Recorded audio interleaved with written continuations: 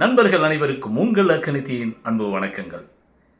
மருந்தை உணவாக உண்ணும் இன்றைய வாழ்க்கை சூழலில் உணவை மருந்தாக எடுத்துக்கொள்வது எப்படி என்பதுதான் இந்த நல உணவு பயிற்சியினுடைய அடிப்படை நோக்கம்.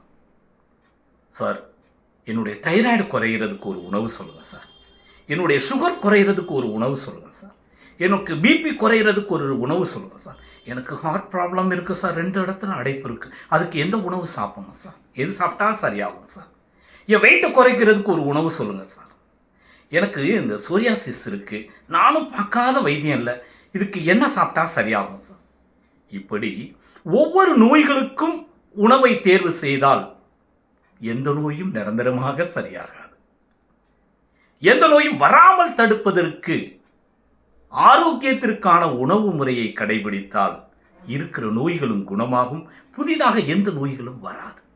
நோய் வராமல் தடுப்பதற்கும் இருக்கும் நோய்களை களைவதற்கும் ஆரோக்கியத்தின் மீது அக்கறை செலுத்தி நோயற்ற வாழ்வு வாழ்வதற்கு, நலமாக வாழ்வதற்கு நல உணவு பயிற்சியை பெற்றுக்கொண்டால் போதும்.